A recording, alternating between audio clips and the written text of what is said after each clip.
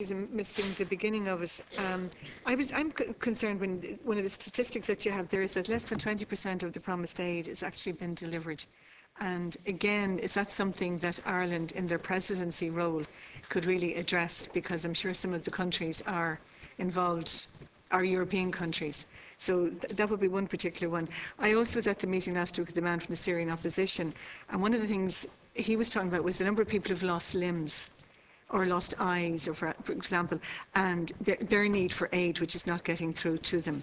And we did have a group of Syrian doctors here who are living in this country some months ago, and they also had issues about aid and getting aid directly to where it's needed. So again, what you're saying there. And I know we've had a request, or you've some correspondence about, we've had various people from, I suppose, from the opposition in Syria in speaking at different events, but nobody from the Syrian government side. I'm just wondering, I know there was somebody who had sent in correspondence on that. So what's your engagement with the government in your work in Syria? And I must say, you know, to acknowledge the work of your staff in Syria, it must be, and just reading some of their stories of their losses and continuing to work there. Thank you. Okay, Barry, do you want to take those three Thank you, areas from the three members? The Irish government's aid goes through the UN system for the most part, and as I mentioned in my opening comments, the UN system has to operate under the principles that the sovereignty of each member state is respected, and accordingly the aid is channeled through and respects the sovereignty of the member state, and as such relies on the member state to ensure that the aid is distributed evenly among all of those affected by the conflict and those with a humanitarian need. But there is naturally a lot of people who quite reasonably conclude that the government isn't tended or minded to distribute that evenly. Where GOAL operates, in fact, is in an area that is controlled by the Free Syrian Army. So we provide, I suppose, a balance, and other NGOs that work inside Syria on that side provide that balance. So while the Irish government is on that side of it, there is a humanitarian need on both sides, and we don't take a position as to whose humanitarian need is greater. This is women and children that are affected by conflicts that they had nothing to do with and have no interest in. So GOAL works in a very difficult area, but we are on that particular side, and the question is asked, what position do we have with the government in Damascus? And you know, that is a very difficult question for us, and it's something that we have to explore. We haven't done so. It's very difficult to be on both sides in this kind of conflict, but it is something that we recognise, and so we don't advocate for one side or the other. We simply want to get access to provide humanitarian interventions for those most affected by the conflict.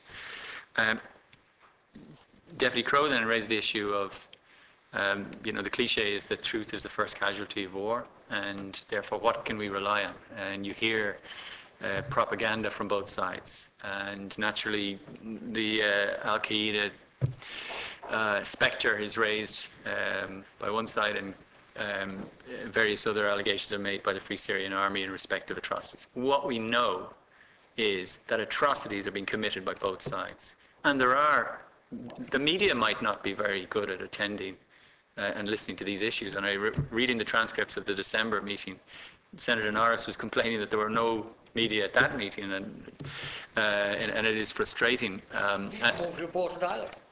Possibly, and the frustration is that it is that grave a humanitarian need. I don't think anybody in this room disputes that, but I think that it's trying to get that out of this room. And as Deputy Sullivan says, the striking figure is that, you know, I'm asking you, you're asking me, what can you do? 20% of the humanitarian, you know, donor pledges haven't been met. Surely that is a platform for you as parliamentarians to raise this on constantly. This isn't about exploring the difficult areas of sovereignty against the duty to protect. This is simply about honouring pledges, keeping promises, and showing solidarity for our fellow citizens who are being absolutely hammered by this particular war. So, but it's not intractable either. There are people who dismiss Syria and it doesn't engage the public because dismiss it as a hopelessly violent part of the world where it's on a sort of tectonic plate of conflict where there are so many competing interests, whether it's Russia, China, Iran on one side, and Israel, and all of these.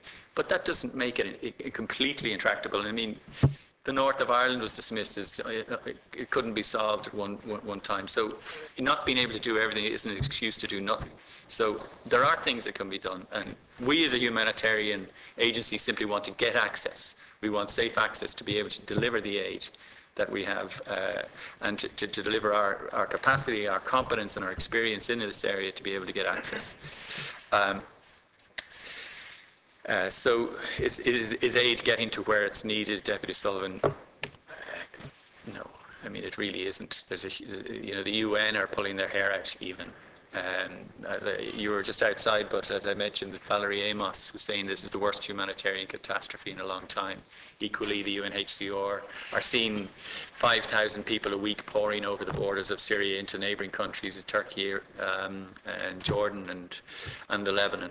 So it's unfortunately the need has not been met at all.